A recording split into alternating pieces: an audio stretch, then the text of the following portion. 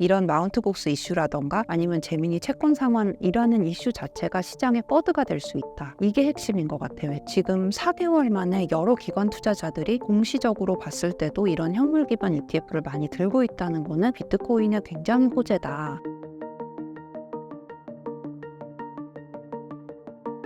네, 안녕하세요. 코빗 리서치의 최윤영입니다. 오늘 두 번째 출연인데 또 신사임당 채널에 초대해 주셔서 너무 감사드립니다.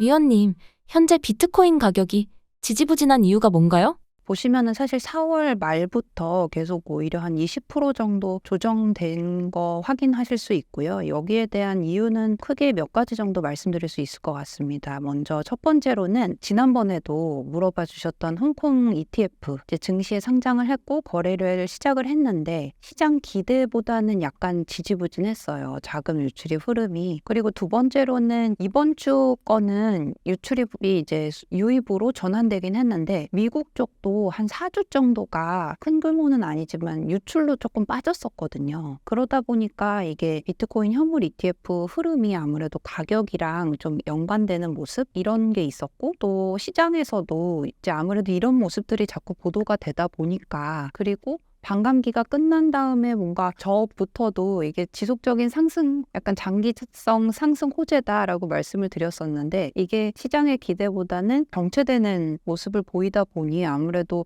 보도 쪽에서도 이제 하방은 어느 쪽으로 갈 것이냐까지 예측이 많이 나왔던 것 같아요. 그러다 보니까 이게 조정 측면이 조금 더 많이 부각이 됐던 것 같고요. 그리고 또 5월 초에 저희 FOMC 기자회견이 있었죠. 그런데 이게 사실은 파월 의장의 기자회견 내용 자체는 비둘기였어요. 비둘기였는데 그 이전에 시장이 아무래도 기대에 따라서 움직이다 보니까 어떻게 기대를 하냐면 전에 출연했을 때도 말씀드렸지만 이게 점도표 보고서 왜 0.75%포인트 내려간다고 그러면서 올해 금리가 인하가 3번이 될 것이다 하면서 시장에 환호를 했었는데 요번 FOMC 기자회견 때는 시장이 기대를 하기를 요번에는 인하 시기가 조금 지연될 것 같다고 기대를 해버린 거죠. 실제 기자회견 내용과는 달리. 그러다 보니까 비트코인도 어느 정도 이 부분에 조금 영향을 받지 않았을까 싶고 지금 그래프 보시면은 한 그게 5월 2일 정도가 된 것 같은데 보시면 기자회견 끝나고 나서는 사실 비트코인 가격이 소폭 반등을 했었거든요. 그렇기 때문에 매크로 요인 그리고 홍콩 실적 지지부진했던 거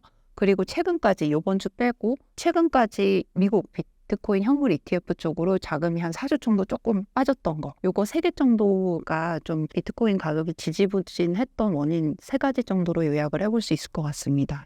마운트 곡스 채권 상환 임박 이슈가 가격 하락에 영향을 미쳤다는 의견에 대해서 설명 부탁드려요. 사실 마운트 곡스 상환 문제는 계속 시장에서 언급이 됐던 이슈였는데 5월 7일에 이게 저희가 기관자금 보고서 쓸 때도 저희도 많이 참조를 하는 리서치 센터인데 K33라는 리서치예요. 근데 여기가 원래는 아케인이라는 리서치 이름이었는데 여기가 이제 이름을 바꾸면서 계속 이제 가상자산 관련해서 뭐 동향도 내고 여러 가지 굉장히 유용한 리서치를 많이 내는 기관입니다. 그런데 여기에 시니어 애널리스트인 베틀 룬데라는 분이 이번 5월 7일 보고서에서 마운트 곡스 이슈를 언급을 해요. 그러면서 마운트 곡스랑 제민이라는 가상자산 거래소가 자금이 2022년도에 자금 유출이 좀 중단된 적이 있거든요. 근데 이거 관련해서도 채권자 상환 문제가 좀 얽혀 있어요. 그러다 보니까 이 두 개를 언급을 하면서 이게 5월이나 뭐 올해 말이나 이게 상환될 수 있다라는 얘기를 하면서 이게 일종의 버드로 작용할 수 있다라는 얘기를 하거든요. 그러면서 아무래도 K33 리서치가 지명도도 있고 그러다 보니 마운트 곡스 이슈가 조금 더 부각이 된 게 아닐까라는 생각이 들고 다만 이게 5월에 무조건 퍼드다 이렇게 얘기한 게 아니라 이 해당 보고서를 보시면은 사실 룬데라는 분이 그 앞에는 되게 좋은 얘기도 많이 해요. 왜냐면 ETF 쪽에서 무슨 이슈가 있었냐면 지난번에 제가 말씀드렸던 그 그레이스케일의 GBTC라는 상품 있잖아요. 그게 아무래도 왜 수수료가 높다 보니까 다른 신상 ETF로 좀 자금이 유입됐고 GBTC에서 계속 자금이 유출된다라는 말씀을 드린 적이 있습니다. 그런데 이 자금 유출 흐름이 멈췄다고 그러거든요. 그러니까 GBTC에서 계속 이어져 왔던 자금 유출 흐름이 끝났다는 거, 이게 굉장히 중요한 이슈고, 그리고 두 번째로는 아직까지도 계속 여러 기관에서 ETF를 계속 온보딩하고 있다, 언급을 많이 해주면서 이런 ETF 이슈들이 장기적으로 상승 요인이 될 수 있다라고 언급을 해요. 물론 마운트곡스 이슈가 이분 같은 경우도 5월에 될 것이다, 연말에 될 것이다, 이것까지는 모르지만 사실은 실제로 채권자들이 엔화 상환에 대해서도 많이 언급을 하고 있기 때문에 이게 지금 재미니 상환에 대한 BTC 분량도 굉장히 크지만 마운트곡스의 상환 규모는 더욱 크거든요. 정말 크기 때문에 이게 일종의 어떤 퍼드? 이게 대량으로 풀릴 거라고는 생각하지 않지만 어찌됐건 재미니 같은 경우에는 사실 자금이 중단됐을 때 시점에서 지금 BTC 가격을 보면 한 200% 올랐거든요. 그러다 보니까 채권자들 입장에서는 상환 받은 다음에 이 상환받은 BTC를 충분히 이익을 실현해서 지금까지 좀 묶여 있었던 자금에 대한 어떤 이제 보상을 하고 싶은 유인은 되겠지만 지금 당장 풀릴 거다 이런 거는 아니지만 어찌됐건 제가 드리고 싶었던 말씀은 이런 마운트곡스 이슈라던가 아니면 재미니 채권 상환이라는 이슈 자체가 시장의 퍼드가 될 수 있다. 이게 핵심인 것 같아요. 지금 비트코인 가격 조정에 대한 질문에 대한 말씀을 드리자면 퍼드가 제일 중요한 것 같습니다. 그리고 ETF 쪽에 중요한 게 뭐냐면 요번에 이제 SEC에 우리가 13F라는 리포트가 있어요. 그게 왜 분기별로 공시하는, 근데 그게 기관이 필수적으로 SEC한테 공시처럼 이제 올리는 건데 거기에 원래는 기존에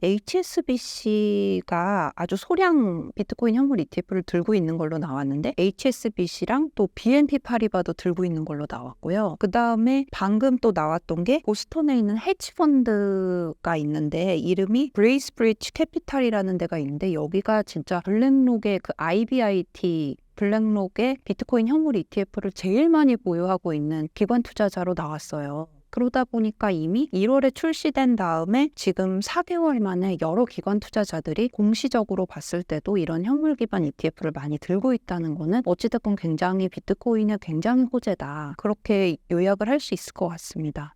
위원님, 조정 기간과 폭은 어느 정도 될 것으로 보시나요? 조정에 대한 부분도 말씀을 드리고 싶은 게 이 조정에 대해서 우려하시는 분들이 많을 것 같아요. 왜냐하면 연초에 굉장히 많이 올랐었고 원화 기준으로 1억을 찍었었고 그랬었기 때문에 지금 현재 5월 들어와서 뭔가 조정되는 폭에 대한 거를 좀 상대적으로 더 크게 느끼실 수 있고 그런데 올해에만 조정이 지금이 사실 처음이 아니고 또 이전에 조정 폭을 보면은 사실 지금 한 20몇 프로 된 것보다 훨씬 더 큰 폭으로 조정된 게 굉장히 많거든요. 상승기에도요. 그렇기 때문에 이번 조정에 대해서 조금 우려하실 필요는 없다. 그리고 그 부분에 대해서 말씀을 드리자면 저는 물론 기술적 분석에는 조금 약한 사람이지만 이게 2월 말부터 또는 작년부터 이렇게 상승되어 온 폭을 감안했을 때는 사실 20몇 프로라는 그 조정 폭이라는 게 충분히 있을 수 있는 상승 과정에서 좀 있을 수 있는 거라고 저는 생각을 하거든요. 그런데 다만 5월 같은 경우는 말씀드렸다시피 어떤 마운트곡스나 재미니 상환에 대한 어떤 퍼드나 그리고 또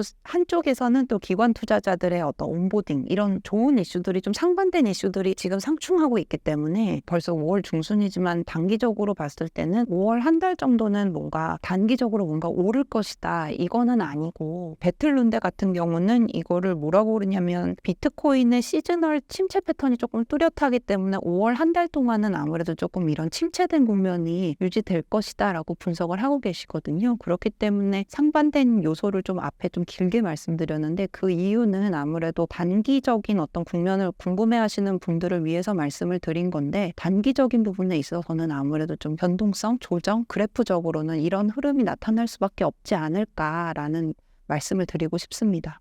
고점에서 비트코인을 투자해 손실 중인 투자자라면 어떻게 대응해야 하나요? 이게 아무래도 연말까지 무조건 장기로 보셔라 이런 말씀을 드리기에는 좀 어려운 것 같고 왜냐하면 이렇게 손실을 보신 분들께는 제가 길게 보셔라 이렇게 말씀드린 건 좀 어려운 것 같고 다만 이제 뭐 장기적으로 봤을 때는 미국 대선도 있고 올해만 봤을 때는요. 미국 대선도 있고 점점 많은 기관들이 그 현물 기반 ETF를 좀 많이 보유하면서 유동성도 좀 좋아질 거고 그렇기 때문에 반감기 효과도 사실 나중에 말씀드리겠지만 반감기도 지금 끝난 지 한 달도 안 됐거든요. 그렇기 때문에 이 부분들을 좀 많이 생각을 해봤을 때는 올해 말까지는 보시라는 말씀을 좀 드리고 싶고요. 그래서 올해 말에 저희 리서치 센터의 어떤 가격적인 측면이나 시총적인 측면도 사실 유효하게 계속 같은 입장을 유지를 하고 있기 때문에 연말까지는 그래도 좀 보시고 만약에 저의 경우라면은 손해를 봤다 그러면은 저는 오히려 저가 매수의 기회다라고 말씀을 드리고 싶은데 이게 손해를 보시게 되면 아무래도 저조차도 그게 좀 어렵기 때문에 이게 좀 올해 말까지는 보셨으면 좋겠다 이런 이슈들 때문에라고 말씀드리고 싶습니다.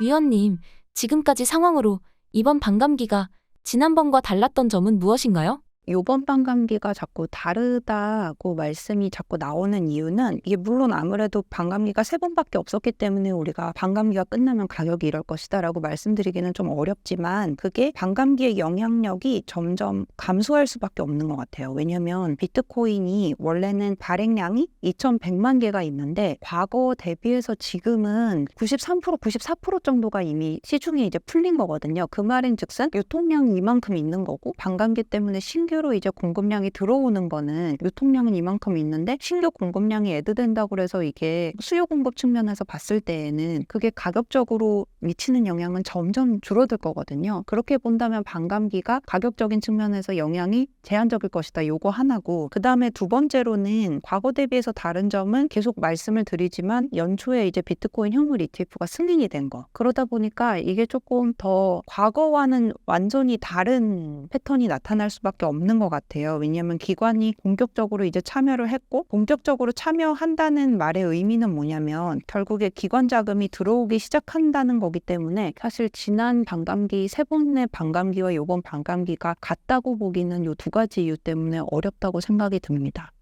3차 반감기가 저금리였던 것과 비교해 이번엔 고금리를 유지 중인데요. 금리가 가격에 영향을 미쳤을까요?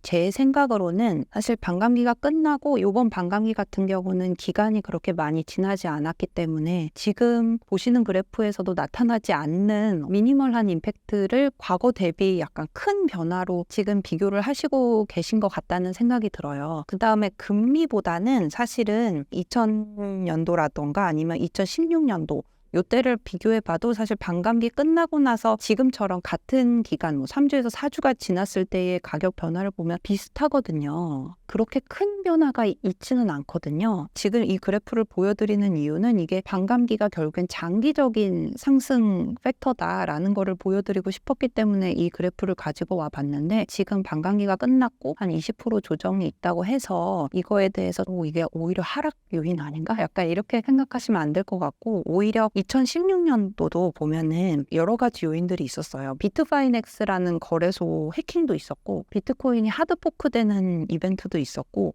여러 가지 금리 인상 같은 복잡한 상황이 있기는 했어요. 그때도 금리 인상이라는 것과 어떤 금리라는 요인이 있긴 했지만 지금은 물론 이제 금리 인하를 바라보고 있는 거지만 결국에는 비슷하게 장기적으로 이게 상승 요인을 탔거든요. 그렇기 때문에 이게 금리보다는 오히려 이번이 조금 더 반감기 요인이 별로 없는데 라고 느끼신다면 이건 오히려 비트코인이나 가상자산 시장이 조금 더 커지거나 좀 성숙해졌다라는 걸로 좀 이해를 하시면 어떨까 라고 생각이 듭니다. 결국에는 손해를 보시거나 아니면 연초에 봤던 큰 상승폭을 기대하시는 분들께 드리고 싶은 말씀은 결국엔 좀 길게 보셔야 되는 것 같아요.